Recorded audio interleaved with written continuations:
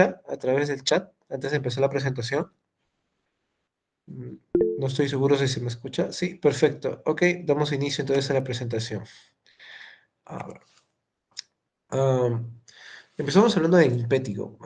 El limpético es una de las infecciones bacterianas más frecuentes, sobre todo en el grupo etario pediátrico, y bueno, se define como una infección de la epidermis, con dos formas clínicas características, que es la forma... Doctor, disculpe, Sí, no se ve su pantalla. no sé la pantalla. Ajá, o Ahí, sea, usted tiene que darle a transmitir toda la pantalla para que pueda ver. Ah, ahí, en el Google disculpa. tiene A que ver. darle. Presentar, detener presentación. Gracias, a ver, vamos a presentar toda la pantalla. A ver, listo, compartimos. Ya, igual, si no se visualiza por un motivo, interrúmpame, no hay problema. Estamos en el primer slide. Bueno, como iba diciendo, el impétigo es una infección de la epidermis que tiene dos formas clínicas características, la forma bulosa y la forma no bulosa. Es la infección bacteriana de piel más frecuente en población pediátrica, sobre todo en aquellos que tienen menos de 6 años. Y como etiología más frecuente, tanto para la forma bulosa y no bulosa, encontramos al Staphylococcus aureus. Y en segundo lugar, sobre todo la forma no bulosa, el Streptococcus pyogenes.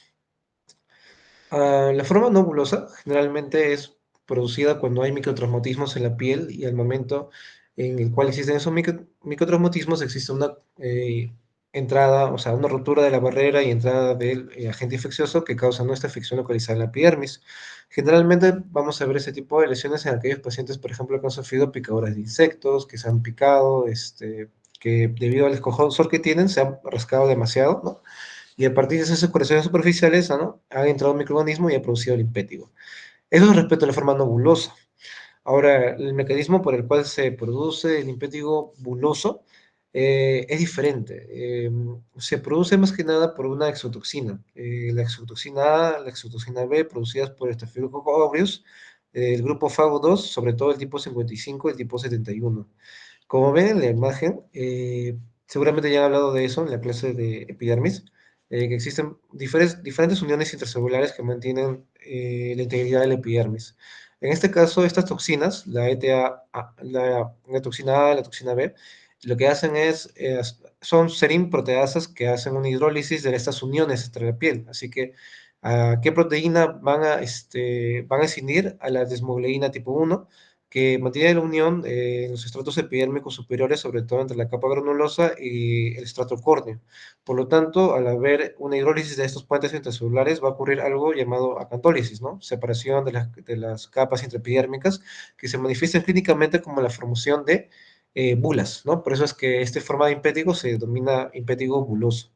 Tenemos que resaltar de que en población pediátrica la estructura de la piel todavía está en desarrollo y la cantidad o la concentración de desmogleína tipo 1 no es tan alta como en los adultos, por lo tanto es por ello que vemos esta enfermedad más que nada en ellos, ¿no? Por la inmadurez de la piel, la baja cantidad de desmogleína y obviamente si hay una toxina que le está atacando a una piel ya que tiene poca desmogleína, van a tener una mayor tendencia a formar este tipo de impétigo buloso.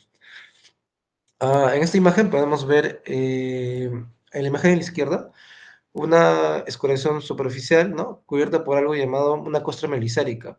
Entonces, esta costra melisárica básicamente es un conjunto de neutrófilos, un conjunto de bacterias que recubren la piel y que obviamente al ser también portadores de bacterias hay que ir, vamos a ver eso en la terapéutica, removerlo, ¿no? Progresivamente con apósitos húmedos o inclusive con pequeños toques de solución salina, ¿no? En la parte derecha vemos que la lesión principal no es tanto una escoriación cubierta por una costra milisárica, sino es simplemente una exfoliación de la piel. Y podemos ver, por ejemplo, en el cuello de esta paciente, eh, áreas de exfoliación, ¿no? Cubiertas por un collar descamativo, ¿no? En la periferia de la herida, ¿no? Entonces, eso forma parte de la clínica de lo que es el impétigo buloso, ¿no? Que entonces, en resumen, el impétigo no buloso se caracteriza por una escoriación cubierta por una costra merizárica, sobre todo a nivel periorificial, mientras que en el impétigo buloso vamos a ver vesículas y cuando esas vesículas se rompen vamos a ver digamos, un collar descamativo perilesional, ¿no? Entonces, es la manera clínica de poder diferenciar la una con la otra. Vamos a ver el impétigo, ¿no? El impetigo, la verdad, lo podemos tratar con, no se ha demostrado que el tratamiento tópico en formas localizadas sea inferior que el tratamiento sistémico, así que muchas veces vamos a utilizar antibióticos tópicos, como por ejemplo como la mumpirocina al 2%, aplicada mañana y tarde y noche por 5 o 10 días sobre las lesiones, aunque hay otras alternativas como el ácido fusídico, ¿no? Para tratar el impétigo, ¿no? Bueno, cuando utilizamos tratamiento sistémico, puede haber ciertos tipos de indicaciones. Por ejemplo, si es que no vemos alguna respuesta en la resolución de las lesiones después de 72 horas de iniciar la enfermedad, cuando tenemos un impétigo extenso, ¿no? También podemos, en las cuales no sea práctica, ¿no? La aplicación de la mupirocina, ¿no? Debido a la gran extensión de las lesiones, y un impétigo que se acompañe con síntomas sistémicos, ¿no? En ese momento podemos utilizar este, las famosas penicilinas estafilocócicas, ¿no? Por ejemplo, como la dicloxacilina por vía oral o la oxacilina por vía parenteral para el tratamiento de este tipo de infecciones, ¿no? Ahora, eso es respecto al impétigo. Eh, Luego, vamos a hablar de lo que también es el síndrome de piel escaldada estafilocócico, ¿no? Ah, ya hemos hablado acerca del impétigo guloso, acerca de la presencia de las toxinas A y B como, que producen esta acantólisis localizada en la piel y la formación de bulas, ¿no? Pero básicamente el síndrome de piel descaldada estafilocócico consiste en que estas toxinas no van a actuar de una forma localizada, sino se van a distribuir de forma sistémica. Básicamente es eso, el síndrome de piel escaldada estafilocócico. Se produce, igualmente como habíamos hablado sobre el impétigo, en niños menores de 6 años. En algunas revisiones se habla de que hay un predominio del sexo masculino. ¿Y se puede producir en adultos? Sí. Sobre todo aquellos que tienen una insuficiencia renal, porque se ha descrito que la eliminación urinaria de la toxina juega un papel importante en la resolución de este tipo de infecciones causadas, ¿no? Por la toxina DTA y la ETB, estados de inmunosupresión. Y lo importante que recordar es que, bueno, rara vez ocurre en adultos, pero cuando ocurre conlleva una mortalidad de hasta el 50-60%, ¿no? Eh, bueno, eh, hay un estofilococo en el cuerpo que está produciendo toxina y ha tenido una diseminación hematógena. El foco primario no solamente puede estar en la piel, también puede estar causada por infecciones como del sistema, ¿no? Otorrinolaringológico, por ejemplo, una sinusitis, también puede constituir un punto de partida para que se produzca esta toxina, ¿no? Infecciones de sitio operatorio, también. Y lo característico de este tipo de infecciones, ¿no? De este tipo de cuadro clínico es de que son vesículas estériles flácidas, ¿no? Esto es importante recordarlo. ¿Por qué? Porque en el impétigo buloso es una bacteria que está localizada en la herida, que está produciendo una toxina. En cambio, las vesículas o las ampollas que se va a ver en el síndrome de piel escalada estafilocócico, no es de que hay una bacteria en la vesícula. O sea, si haces un cultivo de esa vesícula, probablemente salga negativo. Solamente es que la toxina se distribuyó de forma sistémica. Bueno, la clínica, ¿no? Se dice que hay un pródromo, ¿no? Como en la gran mayoría de infecciones que vamos a revisar, ¿no? Luego, en los que trata acerca básicamente de que el paciente tiene fiebre, malestar general. Algunos pueden decir que tienen o sienten que su piel duele, tienen una piel dolorosa en la palpación. Y va a comenzar con un eritema, sobre todo en la cabeza y en las áreas de flexura o intertriginosas. Y este eritema se va a generalizar en 48 horas, ¿no? Eso es lo característico. También, muchas veces no es de que salga una ampolla, múltiples ampollas, sino que existe una exfoliación en láminas grandes. La piel se exfolia, se desprende, ¿no? Y sobre todo de forma acentuada en las áreas de flexura, ¿no? Vamos a tener positivo el signo de Nikolsky, ¿no? Que es básicamente aplicar presión sobre una área de piel aparentemente sana con desprendimiento de la capa, de la capa superficial de la piel, ¿no? De la epidermis. Como de forma característica, también este tipo de infección, este tipo de cuadro clínico no afecta a las mucosas y tampoco produce algún tipo de descamación o compromiso a nivel de palmas o plantas, ¿no? También se habla de que aparte de estas foliación de la piel, ¿no? De forma papirácea, láminas grandes, se puede producir una descamación radial o una impetigización periorificial, ¿no? Que vamos a ver en las imágenes, ¿no?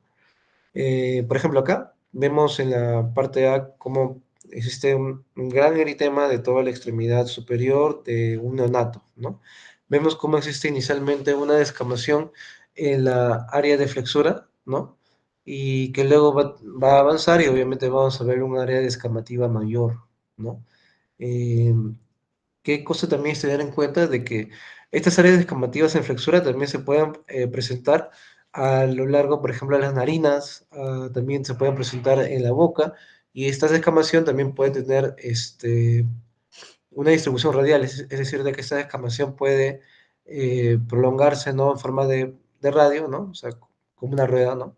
Que tiene un origen en el orificio, ¿no? Eso también es eh, importante de recordar acerca de este síndrome de piel escaldada estafilocócico. En la biopsia vamos a encontrar una acantólisis intraepidérmica con escasos infiltrados linfocitarios, ¿no? La acantólisis, como dijimos, era la separación de las capas intraepidérmicas, y lo que tenemos que recordar es que estas ampollas son flácidas, ¿no? Porque se producen a nivel superficial. No son como otros tipos de enfermedades ampollosas en las cuales se producen ampollas tensas, ¿no? Entonces, lo que hay que recordar es eso.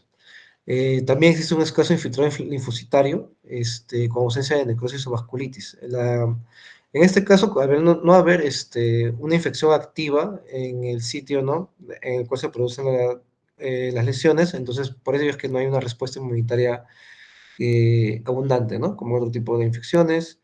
En algunos casos puede ser útil el cultivo del foco primario, si es que sospechamos que es, por ejemplo, secundario la infección de un sitio operatorio. Los hemocultivos, anecdóticamente, también pueden salir positivos. Y bueno, lo que se utiliza actualmente es el aislamiento, ¿no? De la toxina A, la toxina B por diferentes medios inmunológicos, por ejemplo, como el ELISA, ¿no?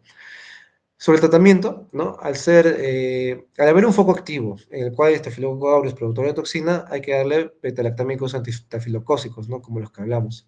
Pero también se ha demostrado de que la clindamicina, ¿no? Que es una glicosamida que específicamente su mecanismo de acción es disminuir la síntesis de proteínas. Al asociar la clindamicina al tratamiento antibiótico, por ejemplo, con una diclofenac, se ha demostrado en algunos casos una disminución de la producción de la toxina, ¿no? Porque finalmente la toxina es una proteína y que puede acelerar la resolución de las lesiones y acelerar, ¿no? La resolución de este cuadro en general, ¿no? Como tratamiento de soporte, bueno, dar una hidratación importante, la barrera de la piel, ¿no? Se encuentra básicamente muy comprometida, por lo cual va a haber mayores pérdidas insensibles. En algunos casos graves se puede utilizar la hemoglobina endovenosa porque tiene un papel en la inactivación en el suero de las toxinas, y en algunos casos de pacientes con insuficiencia renal puede ser necesario la realización de una hemodiálisis. En pacientes que tienen cuadros a repetición de hipético, también se ha demostrado que para evitar ese tipo, y que han tenido un cuadro grave como un síndrome de piel escalada estafilocócica, se podría utilizar un tratamiento de descolonización. El estafilococo aureus forma parte, bueno, en algunos pacientes de la flora, no solamente de la piel, sino también de la cavidad nasal, ¿no? Y por eso es que en algunos casos se puede dar tratamiento preventivo, como periodicina al 2% nasal, ¿no? 2 veces por día, por 5 días, para evitar que se repitan este tipo de infecciones, ¿no? Cuadros clínicos. Hablemos sobre otro tipo de infección de la piel. Tenemos el eczema. Se considera como una variante profunda del impétigo que afecta a la dermis, ¿no? El impétigo estaba localizado solamente en la epidermis y acá el eczema sí abarca la dermis, ¿no? Su etiología, bueno, es múltiple, pero de forma más frecuente, pues está causado por Streptococcus pyogenes, ¿no? Clínicamente se ve como una úlcera sacabocado con una base purulenta o necrótica cubierta por una costra gruesa, ¿no? Como exámenes auxiliares, bueno, en algunos casos se puede realizar el cultivo de la base de úlcera, y como tratamiento se puede utilizar una penicilina resistente a la beta-lactamasa, por ejemplo, como la amoxicilina con ácido prevulánico o las cefalosporinas de primera generación, ¿no? Para el tratamiento. Acá vemos la lesión del eczema, ¿no? Básicamente es una lesión circular con bordes definidos, con un eritema perilesional y en cuyo centro encontramos una costra que en algunos casos podría ser de color amarillo. También se describe costras de tipo necrótica, ¿no? Localizadas, generalmente se dicen de que máximo, acá vemos en la imagen en la imagen B, ¿no? Varios focos de eczema, pero generalmente un eczema vulgar, digamos que no exceden en 10 el número, ¿no? Ahora, hay una variante del eczema que es el eczema gangrenoso, ¿no? El eczema gangrenoso se considera como una vasculitis necrotizante infecciosa de la dermis, ¿no? Eh, su etiología es múltiple y generalmente se da en pacientes que tienen inmunosupresión, sobre todo aquellos pacientes que han tenido trasplante de médula ósea que se encuentran neutropénicos. Se describe que con mayor frecuencia está asociado con la pseudomonas aeruginosa, con bacterias gram negativas, con hongos de tipo mucor, rhizopus, aspergillus, y es necesario muchas veces realizar cultivos, ¿no? de la herida para poder determinar la etiología exacta, ¿no? Es también una úlcera que tiene un centro necrótico, pero la, va a ser recubierta por una costra no solamente gruesa, sino va a ser cubierta por una costra de tipo escara, ¿no? Necrótica, de difícil, que es muy dificultoso para hacer su remoción, ¿no? Tiene un borde inflamatorio y generalmente se puede encontrar en la región anogenital y miembros inferiores, ¿no? Sobre todo en la, área en la región anogenital. Como exámenes auxiliares, este tipo de pacientes, como se describe de que en realidad las lesiones se producen secundaria a una bacteremia, se tienen que realizar múltiples cultivos, por ejemplo, hemocultivo, urocultivo y cultivo biopsia de la herida, ¿no? A pesar de que necesitamos, digamos, un cultivo para saber cuál es exactamente la etiología, no se debe demorar mucho el tratamiento antibiótico empírico con aminoglicósido y con una penicilina antiseudomona, debido a que si esta infección se deja sin tratamiento, puede tener el paciente no muy mal pronóstico. También debe valorar, ¿no? El grado de extensión de las lesiones y sobre todo la presencia o la extensión de la escara, porque en algunos casos puede tener, puede requerir una debrisión quirúrgica.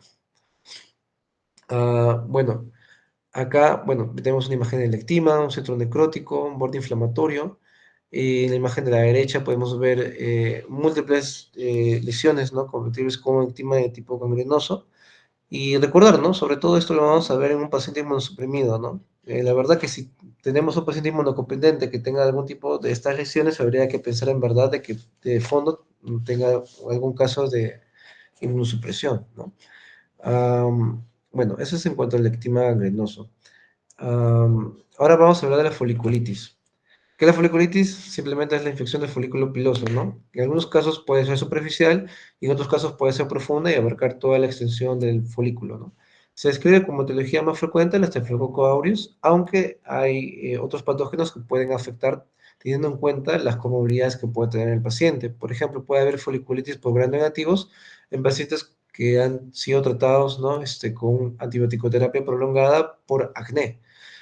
También puede haber foliculitis secundaria de Pseudomonas o Aremonas, sobre todo en pacientes que han sido expuestos a aguas con inadecuada cloración en piscinas o en baños, etcétera.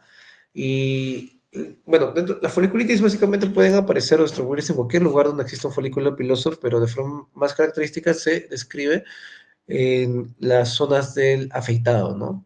Tenemos a por ejemplo, a la foliculitis superficial de la zona del afeitado se denomina clásicamente como impétigo de Burkhardt, ¿no? Y a la foliculitis profunda, muchas veces crónica, también de la zona de la barba, se considera como una psicosis barbae, ¿no? El tratamiento de una foliculitis no complicada podría ser tan solo limpieza y en algunos casos se puede utilizar lavado con clorexidina y en formas más severas o en las cuales existan múltiples folículos, en las cuales se presenta con una placa eritematosa, puede utilizarse una penicilina resistente a beta-lactamasa o una cefalosporina de primera generación, ¿no? O sea, debido a que de forma más frecuente es causada por un Staphylococcus aureus, ¿no? A la izquierda vemos al linfático de Bohart, ¿no? O a la foliculitis superficial de la zona de la barba, vemos múltiples forúnculos, ¿no? Inclusive pústulas asociadas con un folículo piloso en la zona justamente del afeitado. Ay, disculpa. Y acá vemos ya lo que es la psicosis barbae, ¿no? Conjunto de folículos que forman una placa eritematosa con una gran edema y obviamente en este caso, la psicosis grabada tendremos que utilizar un tratamiento antibiótico sistémico, ¿no? Ahora, existen diagnósticos diferenciales, ¿no? No solamente la foliculitis puede ser causada por bacterias, sino también puede ser causada por dermatofitos, ¿no? Y tener la famosa tiña de la barba, ¿no? ¿Cómo poder diferenciarlos? En algunos textos se describe que generalmente, uno, que puede ser, la tiña de la barba puede ser unilateral. Dos, de que al momento de el folículo comprometido por la tiña de la barba, extraer un cabello, ¿no? Un vello de esa zona, suele ser no doloroso. En cambio, una foliculitis, la extracción del vello en esa zona sí puede llegar a ser dolorosa, ¿no? Pero finalmente la diferencia lo puede dar los exámenes auxiliares como raspado de KOH, ¿no? Que si es que vemos que hay un paciente con foliculitis que estamos tratando con antibióticos y no va bien, ¿no? Cabría pensar la posibilidad de algún tipo de tiña asociada con folículo piloso, ¿no? Solamente ese comentario. Luego sobre la erisipela. Bueno, ahora vamos a hablar de lo que es la erisipela, que es una infección de la dermis superficial y sobre todo con compromiso de los vasos linfáticos causado con mayor frecuencia por el estreptococo piógenes de grupo A. Generalmente vamos a ver de que ese tipo de infecciones se da en pacientes con factores de riesgo, por ejemplo, aquellos que tienen insuficiencia venosa, linfedema, en pacientes de edades extremas, o sea, en niños, ancianos y pacientes que tengan úlceras cutáneas crónicas, ¿no? Esta lesión se caracteriza por ser una placa, ¿no? O sea, tener un borde elevado muy bien definido, ¿no? Esa es la lesión característica de la erisipela, ¿no? Ahora, como exámenes auxiliares, podemos encontrar hemorama con leucocitosis, de visión izquierda, hemocultivos, ¿sí? De 5 a 10% pueden resultar positivo. También si es que existieran pústulas como lesiones sobreagregadas, podrían cultivarse también. Y se describe que el cultivo de la pústula suele ser o tener mayor rendimiento que el cultivo de una biopsia, ¿no? Ahora también lo que se favorece hoy día no es el diagnóstico de esta infección por medio de la serología de la antiDNasa, ¿no? Tipo B y la antiestreptolicina, ¿no? El tratamiento, teniendo en cuenta que el agente etiológico más frecuente de estos como piógenes es tratamiento con penicilina, se puede dar de forma oral con penicilina B, ¿no? 500 miligramos cada 6 horas de 5 a 10 días. Y de forma alternativa, en aquellos pacientes que sean alérgicos a las penicilinas, se puede utilizar macrólidos como la eritromicina o también la clindamicina, pero de elección es la penicilina. A los pacientes les da mucho mejor, hay un mejor perfil de resistencia comparada con los macrólidos de la clindamicina respecto al estreptococo piógenes, ¿no? Como vemos acá, son lesiones típicas, ¿no? Hay borde elevado, muy bien definido, doloroso la palpación, eh, que se distribuye, ¿no? En diferentes zonas del cuerpo. Habría que también recordar de que las infecciones relacionadas con los estreptococos se pueden dar ciertas enfermedades autoinmunes debido bueno, al tipo de proteínas o el mimetismo molecular que existe, ¿no? Respecto a algunas proteínas de estococo con algunas moléculas de nuestro cuerpo. Por ejemplo, la erisipela, las infecciones cutáneas en general con estococo piógenes tienen algunos casos del 5% de probabilidades de ser una glomerulonefritis post-estreptocócica, ¿no? Pero recuerden de que las infecciones de la piel causadas por estococo piógenes no se asocian a fiebre reumática, ¿no? Solamente la fiebre reumática sí se puede asociar con, ¿no? Con lo que es la faringomigalitis estreptocócica, ¿no? Pero en caso de tener infecciones de la piel por el estreptococo, lo que puede suceder en un 5% de los casos es la glomerulonefritis postestreptocócica, ¿no? Y el riesgo no disminuye con antibiótico. A pesar de que le damos antibiótico, el paciente tiene ese riesgo, ¿no? O sea, no hace que por darle tratamiento oportuno, lamentablemente podamos prevenir ese tipo de complicaciones autoinmunes. Luego, para ir un poco terminando esta exposición, vamos a hablar de bueno, lo que van a ver probablemente la simple infección que van a ver mucho ¿no? en el internado, que es la celulitis. Ya no es como la erisipela o como el impético, algo superficial, sino es algo un poco más profundo, ¿no? Es una infección de la dermis más profunda y del tejido celular subcutáneo, ¿no? Cuyo agente causal más frecuente es el estreptococo piógenes, ¿no? Al menos la literatura lo describe así, y se describe también que el estafilococo aureus es más frecuente en niños, aunque como vamos a ver más adelante, la verdad, en algunos casos puede ser una infección polimicrobiana. Factores de riesgo para la celulitis es el alcohol, o sea, pacientes con alcoholismo, pacientes diabéticos, pacientes con enfermedad arterial periférica o que tengan linfedema. Y se caracteriza por tener por ser, o sea, un área de inflamación con bordes no definidos. Con inflamación vamos a hablar de cuatro cosas, ¿no? Del tumor, rubor, dolor y calor, ¿no? Que si tienen esas cuatro características, eh, una región de la piel y sobre todo si no tiene bordes definidos, probablemente estemos ante una celulitis. Como exámenes auxiliares vamos a tener, bueno, el hemograma, que en este caso no suele haber una leucocitosis tan prominente o siquiera hacerla comparada con las erisipelas. También podría ser válido realizar hemocultivos, sobre todo en pacientes que sean inmunocomprometidos, ¿no? Hay diferentes tipos de tratamiento de acuerdo al contexto clínico en el cual nos encontremos. Por ejemplo, en pacientes no complicados podremos utilizar un tratamiento antibiótico sistémico con penicilinas antistafilocócicas como la tricloxicilina o cefalosporinas de primera generación, ¿no? Como la cefalexina, y también utilizar la clindamicina. Pero en infecciones complicadas, por ejemplo, en pacientes que tengan una celulitis asociada con una úlcera de pie diabético, pacientes que tengan celulitis asociadas con una úlcera por presión, ahí ya las infecciones no solamente vamos a pensar que son por un gram positivo, también puede ser por un gram positivo, por un gram negativo y también por un anaerobio, por lo cual la cobertura antibiótica debería ser diferente, ¿no? Por ejemplo, en esos casos de úlcera de celulitis complicada podríamos utilizar piperacilinato suractán o en caso de pacientes que se, obviamente asociada según tenga factores de riesgo o no, con vancomicina, ¿no? O cobertura para MARSA. Y si el paciente fuera alérgico a la penicilina, podríamos utilizar una combinación de ciprofloxacino con metronidazol. Ahora, tener en cuenta que no toda celulitis es piógena, o sea, no toda celulitis va a acompañarse de pústulas, abscesos, pero cuando lo hagan tenemos que pensar en que podemos estar ante un MARSA, ¿no? Y sabemos de que los MARSA, ¿no? Pueden ser de la comunidad o también pueden ser intrahospitalarios. En caso de tener un MARSA en la comunidad, podríamos utilizar, por ejemplo, el famoso cotrimoxazol, o también llamado trimethoprim-sulfamethoxazol. En algunos casos también se podría utilizar la clindamicina, ¿no? Pero obviamente eso va a depender del perfil de resistencia local, ¿no? Que exista. Pero a tenerlo en cuenta de que cuando vemos una celulitis asociada con una colección de pus, absceso, etcétera, debemos pensar en un MARSA, ¿no? Y tener una cobertura antibiótica apropiada, sea el caso, ¿no? De ello. Como vemos en la imagen de la izquierda, vemos que la pierna izquierda existe un aumento del volumen, existe una coloración rojiza, y seguramente el paciente está con esa área con mucho dolor y está con bastante calor probablemente, ¿no? Entonces, esa es la imagen de una celulitis, ¿no? Sobre todo el compromiso unilateral. En la imagen de la derecha, por ejemplo, vemos que la celulitis se puede asociar, ¿no? Con lesiones vesiculares, ampollosas, no necesariamente desde que, o sea, en esa área de compromiso no existan lesiones secundarias, claro que sí pueden haber lesiones secundarias, y prestar mucha atención si es que esas lesiones secundarias están acompañadas de secreción purulenta, ¿no?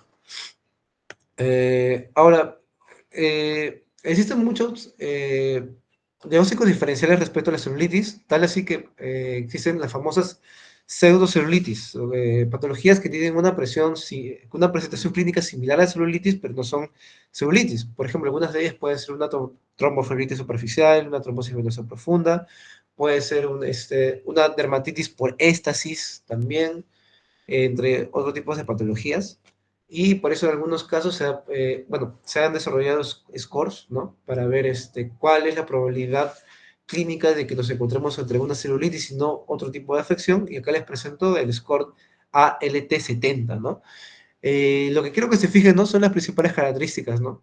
Por ejemplo, básicamente, a mayor puntaje de este score, mayor es la probabilidad de que exista una celulitis. Y como vemos, en este score, la mayor cantidad de puntaje se refiere, ¿no? A la simetría de la lesión, que sea un compromiso unilateral, ¿no? Si vemos que hay dos miembros inferiores que están con características, ¿no? De flebosis, probablemente no estemos ante una celulitis, probablemente estemos ante una dermatitis por éstasis que ocurre en las suficiencias venosas o en otro tipo de patologías, ¿no? Como hallazgos que apoyan el diagnóstico de celulitis, también encontramos el hallazgo laboratorial, ¿no? De tener una leucocitosis, más de 10.000, ¿no? Leucocitos por mililitro, una taquicardia y que el paciente tenga 70 años o más, ¿no?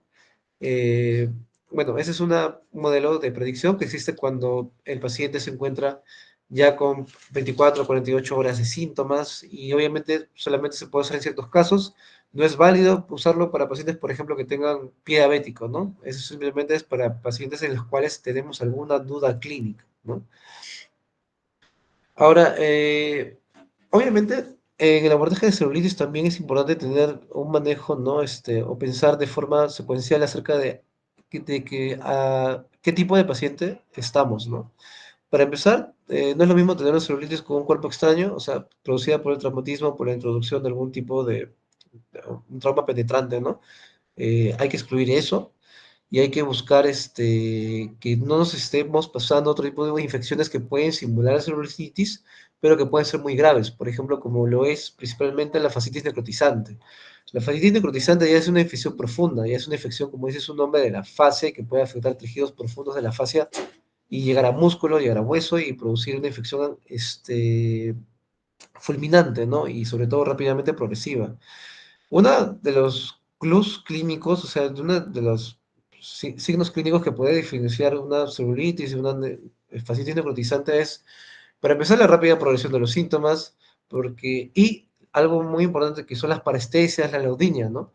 Que sobre piel aparentemente sana, se produzca a la palpación un dolor muy importante. Eso es uno de los signos clínicos más tempranos que nos llamaría la atención para no confundirnos para no confundir la fascitis necrotizante con una celulitis, ¿no? Porque los signos tardíos de una fascitis necrotizante ya, como dices, son tardíos de las vesículas hemorrágicas, del cambio de coloración marmórea de la piel, ya cuando tenemos un paciente así, ya lamentablemente el pronóstico cambia y la mortalidad es muy alta, ¿no? Bueno, una vez excluido eso, tenemos que ver si nos encontramos ante un paciente inmunocompetente. Ahí lo más frecuente podría ser, ¿no? Como gram positivos, como estafilococo, como estreptococo, y luego si tenemos a otro paciente que tiene un compromiso, o que está inmunosuprimido, ya sea leve, moderado por diabetes mellitus o por el uso de corticoides, ¿no? Como prednisona, podríamos encontrarnos no solamente ante gram positivos, sino también una infección por gram negativos.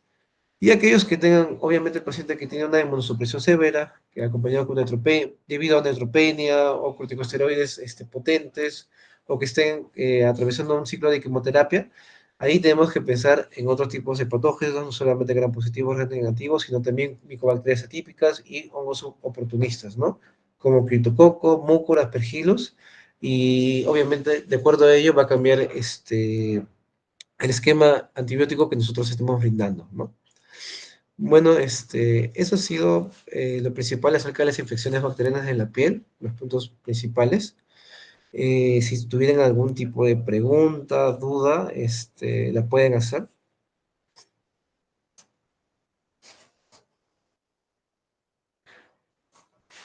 Uno, dos, tres. Bueno, creo que no hay dudas, preguntas, así que vamos a culminar esta exposición. Ok, muchas gracias por su atención, chicos.